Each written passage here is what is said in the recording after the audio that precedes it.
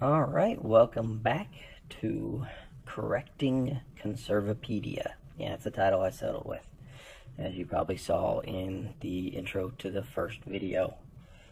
Yeah, I'm just now settling on that title. Anyway, let's get going. Testimony of Blair Scott about atheist infighting. Really? Why are we talking about this? This is completely irrelevant to atheism. Blair Scott serves on the American Atheists Board of Directors. Mr. Scott formerly served as a state director for the American Atheists organization in the state of Alabama. On December 1st, 2012, he quit his post as a director of outreach for the American Atheists due to infighting within the American Atheist movement. No, within the American Atheist organization, not the American Atheist movement. There's a difference there. There's still infighting amongst everybody, but I wouldn't call it infighting, I would call it disagreeing. Mr. Blair wrote, I have spent the last week mulling over what I want to do at this point in the movement.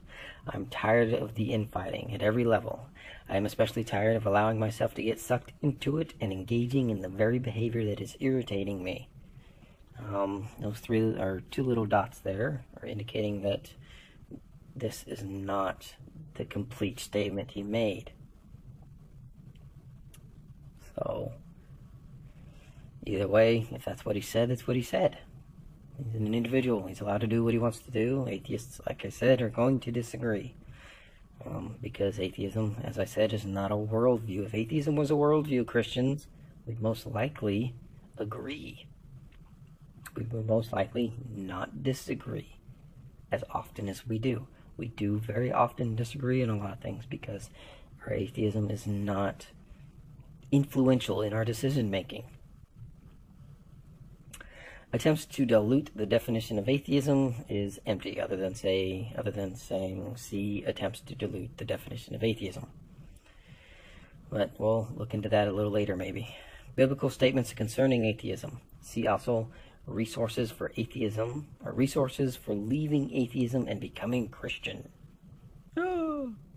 Yeah, let's leave atheism as if it's something that can be left. That's retarded. I'm sorry. I know it's not PC to use that word because a bunch of idiots think that when someone says retard, they're talking about people with mental disabilities. But anyway, the writers of the Bible considered the existence of God to be self-evident, and Moses simply wrote, in the beginning, God created the heavens and the earth, Genesis 1:1. Well, the writers of the Bible, it's still up for debate there, people, because first, we don't know that Moses was an actual person who existed. There's never been any real evidence found to show that he did exist. And the biblical text, the original Aramaic, Hebrew, and Greek texts have never been attributed to a single author. They don't know who actually wrote those. So you can attribute them to whoever you want. That doesn't make it true.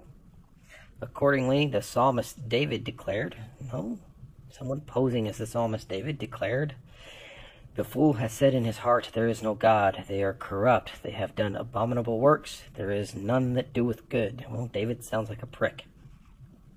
Whoever was posing as the psalmist David was a prick. Because it is the fool in his mind that says, I'm going to accept God without evidence. I'm going to accept the existence of God despite the evidence that shows that the book of Genesis is full of shit. They are corrupt. They have done abominable works. No, not really. There are none that doeth good, really. Because the largest transparent charity out there is actually run by an atheist by the name of Bill Gates. He is an atheist, and he owns and runs the largest transparent charity, which means none of the money is hidden. We all can see where it goes. Christians, you might want to look into that if you want to be trusted with other people's money. The psalmist David also wrote, the heavens declare the glory of God. I've never heard anything being declared by anybody but people. I've never heard the sky or the heavens talk to me or declare a fucking thing.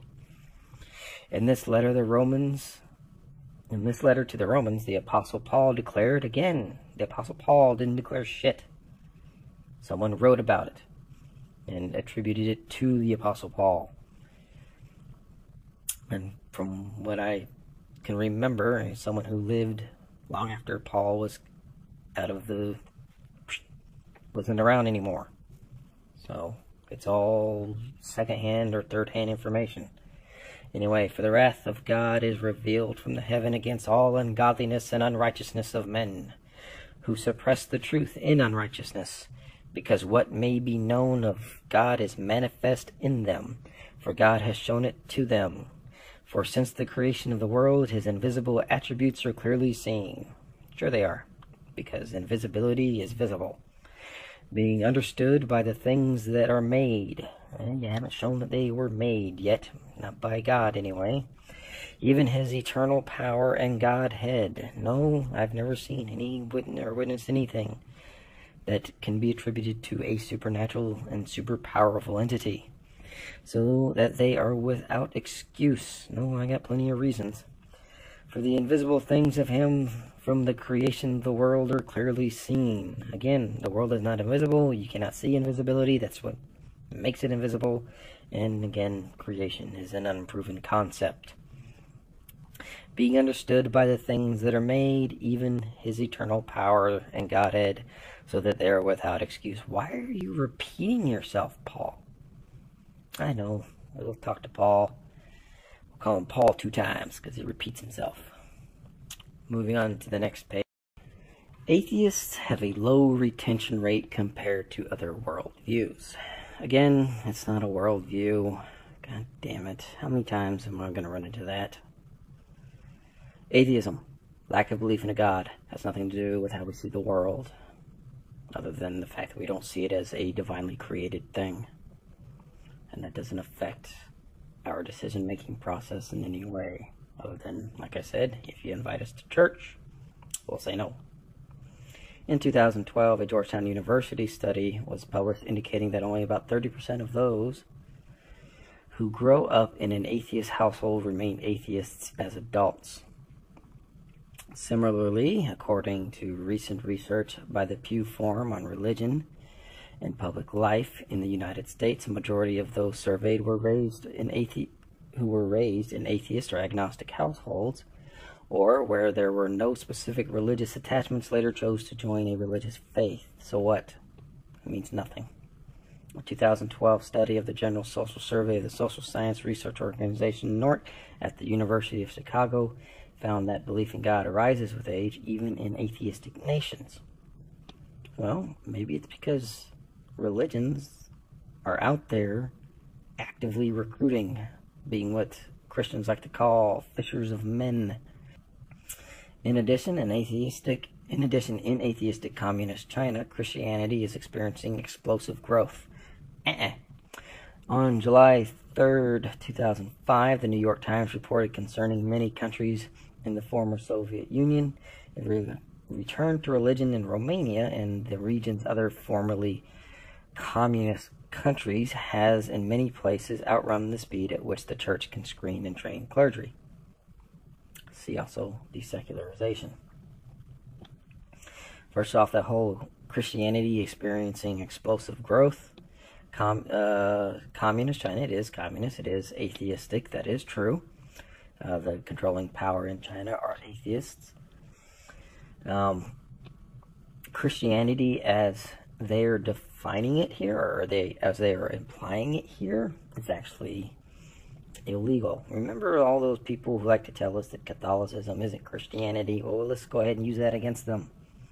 Even though we all know that it is, Catholicism is one of 2 legal Christian religions in China. I will get into that more later, because they will bring this up again on the next page. Atheism has an inverse relationship to education. Pay attention to how this is worded here. This is just hysterical. Atheism is inversely proportional to education. A scholarly study published in an academic journal titled The Review of Religious Research. A scholarly study published in an academic journal titled The Review of Religious Research If you go ahead and Google Review of Religious Research, you'll find out that that is a religious publication. And they call it an academic journal and scholarly study because it is staffed by religious college professors, but it also is staffed by clergy folk, lay persons, religious people in general. Demonstrated that an increased education is correlated with belief in God. And they're going to show that that is correct by saying, and that education, this is where they quote it, education positively affects religious participation, devotional activities, and emphasizing the importance of religion in daily life. What the fuck does that have to do with atheism? How does atheism have an inverse relationship to education if among those who are believers, among those who are religious, it is the educated ones that participate more in religious activities or consider religion to be more important in daily life? It doesn't. It doesn't mean anything. It means dick when it comes to atheism. Here's a little news flash for you, all you Christians and whatnot out there watching. A recent study of IQs, I'm pretty sure you've heard of this already, has shown that atheists tend to have a higher IQ. Or smarter. It's that simple. Get over it. Moving on. Claims about the conditionality of atheism. And, well, let me go ahead and say, because we're smarter, we actually seek out higher education. It's just in our nature to want to know shit. Claims about the conditionality of atheism and doubts that atheists exist. Hold on a second, I'm going to get a sip of my drink. I will mute the mic.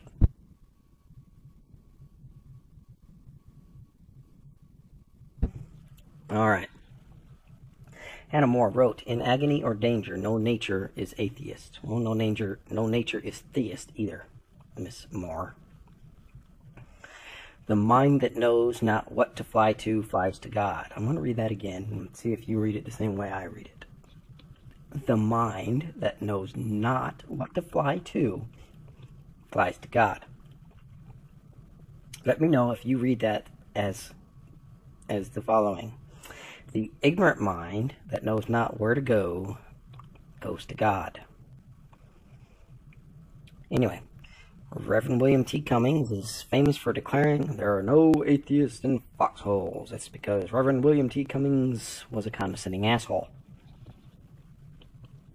Chaplain F.W. Larson of the 302nd Machine Gun Battalion, who was wounded twice in wartime, which is irrelevant, stated, "I doubt if there is such a thing as an atheist. At least there isn't in a frontline trench." Why did they have to say he was wounded twice in wartime? To try to increase the validity of his claim? Because it doesn't, because it has nothing to do with his claim, which is also condescending. On the other hand, the news organization NBC featured a story in which atheist veterans claimed that there are atheists in foxholes. I don't like you guys using the word claim there, because that's a misrepresentation. They stated that there are atheists in foxholes because that is a correction of the claim that there are no atheists in foxholes. Denial that atheists exist. This is just hysterical to me. It has been asserted by various theists that atheists do not exist, and that atheists are actively suppressing their belief and knowledge of God, and enigmatically engage in self-deception and in the deception of others. That's right, Christians. We really do believe in God. We believe in your God, and we know the consequences of blasphemy and not belief. But to avoid all those consequences, we're going to simply say we don't believe. That way, when we go up to heaven and God says, "You're going to hell," we're going to say, "I object, because I didn't believe in you. I don't have to suffer the consequences of my actions." You see how retarded that is? I hope so. If not, go watch Dark Matter 2525's video on the subject, because he illustrates it very hysterically. Anyway, moving on. Oh, great. This old argument. Atheism and communism. We get it. Communists or atheists? Big deal. Karl Marx said religion is the opium of the people. Marx also stated communism begins from the outset with atheism, but atheism is at first far from being communism. It is far from being communism, period, Mr. Marx. Indeed, that atheism is still mostly an abstraction.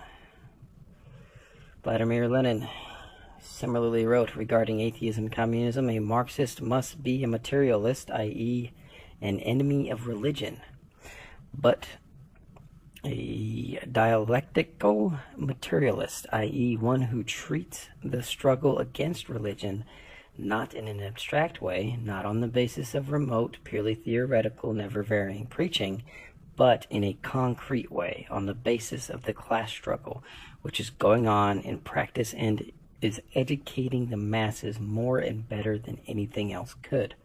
According to the University of Cambridge, historically, the most notable spread of atheism was achieved through the success of the 1917 Russian Revolution, which brought the Marxist-Leninists to power.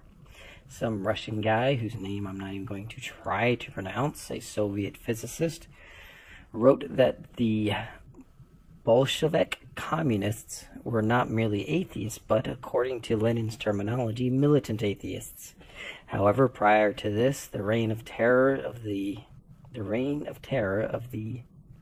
French Revolution established an atheist state, with the official ideology being the cult of reason. During this time, thousands of believers were suppressed and executed by the guillotine. Let's go ahead and pause there, because this is completely fucking misleading. The French Revolution was conducted by the peasantry. They were sick and tired of being oppressed by church and state. Religion was their enemy because religion was their oppressor. It is not oppression to rise up against your oppressors. And how disgusting of a human being do you have to be to sit there and say that those who were oppressing the poor were the victims of oppression when those poor people finally got sick and tired of being starved by you? How fucking sick are you? Anyway, the atheism in communist regimes has been and continues to be militant atheism and various acts of repression, including the razing of thousands of religious buildings and the killing, imprisoning, and oppression of religious leaders and believers. That's horseshit too. Most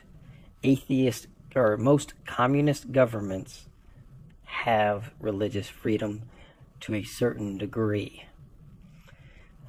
So Christians who are reading that, don't believe that, do your own research and you'll see that a lot of what I'm about to read here is horseshit too. The persecution of Christians in the Soviet Union was the result of a violently atheist Soviet government. In the first 5 years after the October Revolution, 28 bishops, 1,200 priests were murdered, many of the orders of Leon Trotsky. When Joseph Stalin came to power in 1927, he ordered his secret police under Genrikh Yagoda. I'm probably murdering those pronunciations there. To intensify persecution of Christians. In the next few years, 50,000 clergy were murdered. Many were tortured, including crucifixion. Russia turned red with the blood of martyrs, said Father Gleb Yakunin of the Russian Orthodox Church. Remember that, Russian Orthodox Church. Remember that, because I'm about to talk about that in a minute. According to Orthodox Church sources, as many as 50 million Orthodox believers may have died in the 20th century, mainly from persecution by communists. Well, guess what? That's not what's going on anymore, is it? That's a sad thing. It's not to be discounted or dismissed.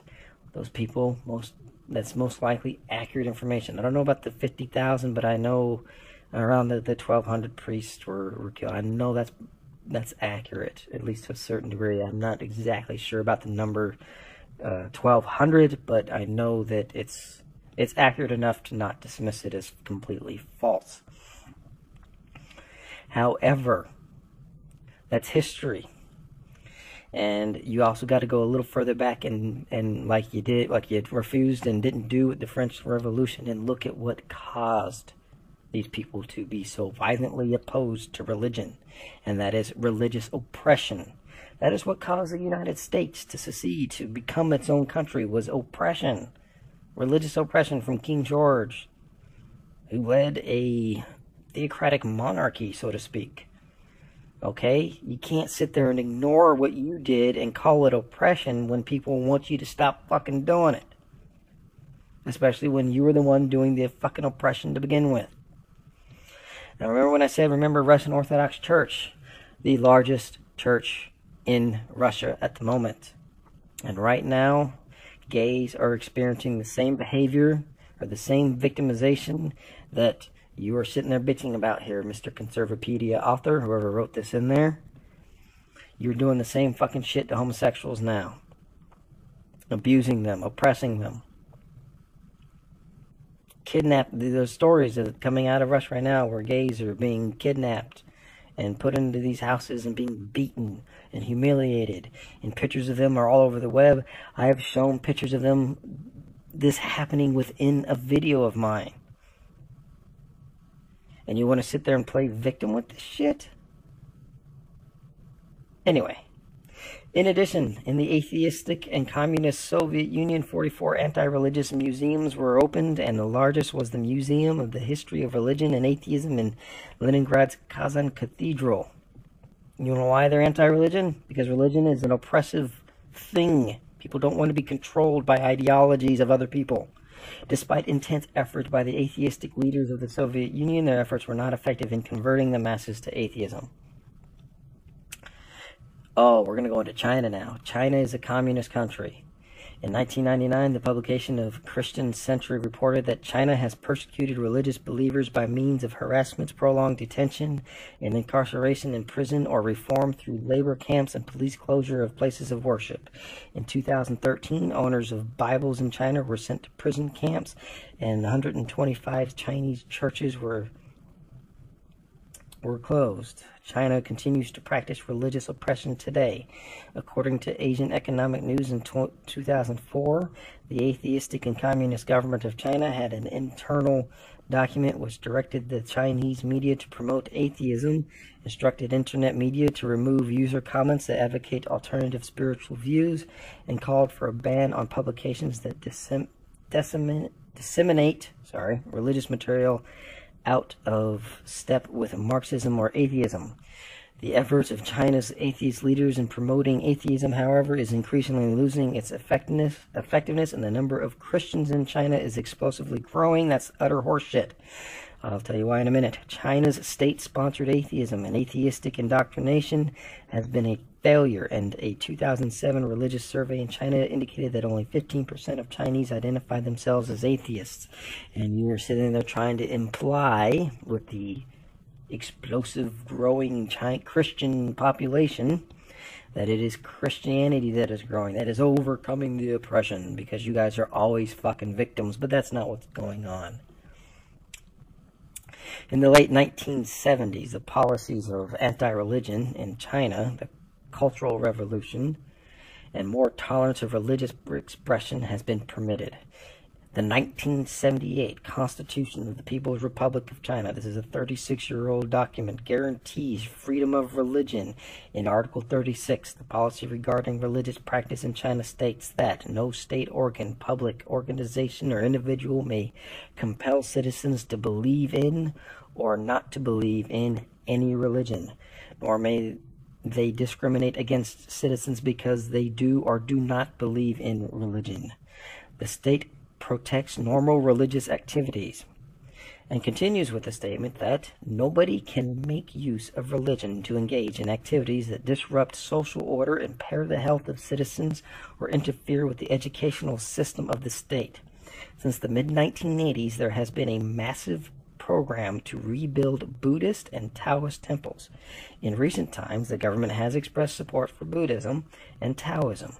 The organizing the World Buddhist Forum in 2006 and the International Forum on Dao De Jing in 2007. I don't know if that's pronouncing it right. The government sees these religions as an integral part of Chinese culture. The Communist Party, which remains an atheist organization, presently and formally permits 5 religions in China: Buddhism, Taoism, Islam, Protestantism, and Catholicism. So, China's state-sponsored atheism and atheist indoctrination has been a failure, and in 2007 religious survey in China indicated that only 15% of Chinese identified them as atheists. That's because a large number of them are one of those 5 religions, and I'm willing to bet that the conservatives of this page do not consider Catholicism Christianity, even though that's exactly what it is. The efforts of Chinese leaders in promoting atheism. Let's see, where do we go? Where it said people were being arrested. In 2003, owners of Bibles in China were sent to prison camps. Well, in 1978, that was made illegal in China. As a matter of fact, Catholics own Bibles, same ones you guys use. So, I honestly doubt the accuracy of that claim. But I will look it up and research it for the next video. But until then, thanks for watching, and I hope you guys enjoyed. Bye.